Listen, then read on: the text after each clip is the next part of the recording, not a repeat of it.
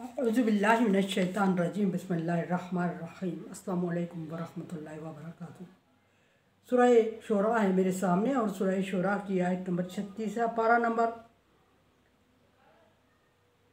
19 है और रुकू नंबर 7 चल रहा है।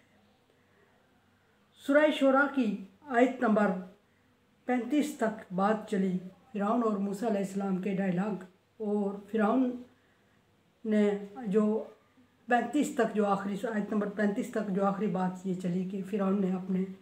मशीरों से काबीना से मूसा अलैहिस्सलाम के बारे में राय ली और अपनी राय दी। अपनी राय देते हुए उसने मूसा अलैहिस्सलाम को बहुत बड़ा कोई जादूगर करार दिया, और जादूगर भी मामूली नहीं, बहुत बड़ा। और मशीरों की राय लेते हुए फ़िरौन ने मशीरों से पूछा, काबीना से पूछा कि आप क्या बताते हो, आपकी क्या राय है इसमें, आप क्या समझते हो। और फिर ये भी अपनी राय दी कि मैं समझता हूँ कि ये अपने जादू के ज़रिए से तुम्हें इस मुल्क से ही, तुम्हारे वतन से ही बेदखल ना कर दे, ये कुछ मुझे ऐसा ही लग रहा है, और तुम मुझे अपनी राय से आगाह करो। और आगे फ़िरौन के जो काबीना थी, मुशीर थे, वो सुन रहे थे, और कुछ लोग उनमें से भी ऐसे थे कि जो समझ रहे थे कि मूसा अलैहिस्सलाम हक़ और सच है और पैगम्बर हैं अल्लाह तबारक व तआला के, और अल्लाह तबारक व तआला ने इन्हें मबूस फरमाया और ये अपनी तरफ से नहीं बोल रहे। लेकिन चूँकि फ़िरौन बादशाह था और वो बादशाह के सामने बैठे हुए थे और बादशाह के सामने इनकार नहीं कर पा रहे या कोई बात या मूसा अलैहिस्सलाम के हक़ में कोई बात नहीं कर सकते थे, सो खामोश रहना और हाँ में हाँ मिलाना उन्होंने मुनासिब समझा अपनी जान बचाने के लिए। हालात ऐसे हुआ करते हैं, बाज़ दफ़ा के सच को खामोशी से बर्दाश्त करना पड़ता है, लेकिन अल्लाह तबारक व तआला का हुक्म है कि हदीस कुदसी के मुताबिक जो नही अनिल मुनकर है उसकी वज़ाहत में बयान किया गया कि अगर तुम किसी चीज़ को बुरा समझते हो तो उसको हाथ से रोको, अगर हाथ से नहीं रोक सकते तो ज़ुबान से रोको, अगर ज़ुबान से नहीं रोक सकते तो कम अज़ कम इतनी ज़रूरत होनी चाहिए कि दिल में बुरा समझो। ज़ालिका अज़ाफ़ुल ईमान, ये ईमान का कमज़ोर तरीन दर्जा है। क्योंकि ये बात तो मैंने हर उम्मत मोहम्मदिया की उठाई है, हदीस कुदसी बयान की है, नबी सल्लल्लाहु अलैहि वसल्लम की हदीस बयान अर्ज़ की है। लेकिन उस ज़माने के लोगों के लिए जो अपने पैगम्बर को मान रहे थे या मूसा अलैहिस्सलाम को हक़ और सच मान रहे थे, उनमें भी ईमान की इतनी रती बाकी थी कि वो फ़िरौन के बातें सुन के खामोशी इख्तियार कर गए, कोई बात नहीं कि आगे जवाब नहीं दिया। और जो फ़िरौन के फ़िरौनी थे, और फ़िरौनी से मुराद ये कि फ़िरौन की पार्टी के फ़िरौन के अपने मानने वाले जानने वाले उसके हम ख्याल थे, उन्होंने क्या कहा, उन्होंने कहा क़ालू इरजिई अहाऊ इरजी व अहाऊ, इसको और इसके भाई को तो छोड़ दो अभी, यानी अभी मूसा अलैहिस्सलाम की निजात तो ही, और उन्होंने कहा इसको और इसके भाई को अभी जाने दो, यानी जान से नहीं मारते इसको। या फिर दूसरी बात ये कही, मतलब ये है कि इनकी तो बात ही ना करें, छोड़ दें इसको, इनको इस काबिल ही ना समझें, इस तरह की बात भी हो सकती है। या फिर इस तरह की बात कही कि इन्हें इस वक्त मतलब जिस तरह फ़िरौन का ख्याल था कि जान से मार देता था ऐसे लोगों को जो उसके ख़िलाफ़ या उसके मंशा के ख़िलाफ़ बात करते थे, तो शायद कि फ़िरौन का इस तरह का ख्याल हो और फ़िरौन ने इस तरह कहा हो, लेकिन ऐसा नहीं हुआ, या ऐसा ही था। उन्होंने कहा इन दोनों को फ़िलहाल तो इसके और इसके भाई की बात ना करो, लेकिन मशवरा जो दिया उन्होंने ये दिया कि मशवरा हम ये देते हैं कि वाबअस फिल मदाइन हाशिरीन, मुख्तलिफ़ शहरों में आप अपने बंदे भेज दें। अब मुख्तलिफ़ शहरों में बंदे भेजने का क्या मकसद था, एक मिशन था ये भी,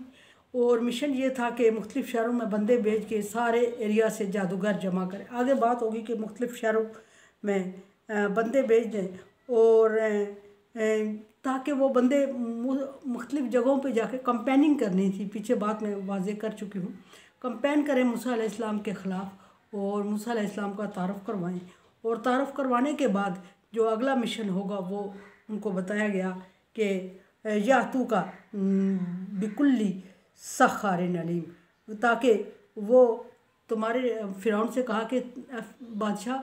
मुख्तलिफ़ शहरों में बंदे भेज दें ताकि वो मूसा अलैहिस्सलाम का तारफ़ करवाने के बाद सारे शहरों में इस बात की कंपेनिंग करें कि जादूगर चाहिए। जादूगर किस लिए चाहिए? मूसा अलैहिस्सलाम का तारफ़ करवाने के बाद उन्हें ये बताना था कि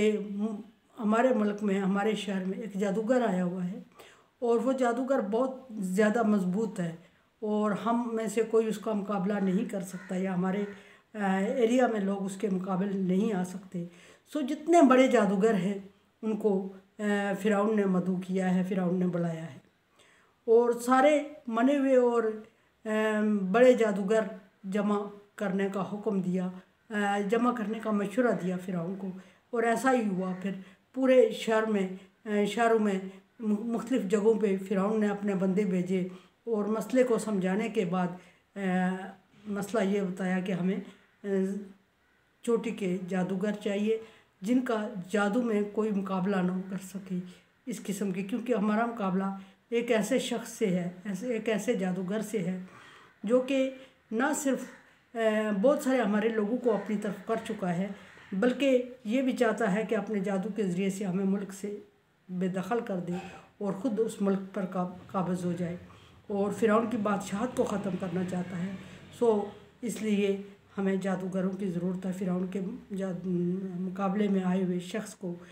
मात दिखाने के लिए। और ये भी बताया साथ कि हम उसको जान से भी नहीं मार सकते, इस तरह उसका जादू हमारे सर चढ़ेगा। और मुख्तलिफ़ बातें ये समझा बुझा के एरिया में लोग फैल गए,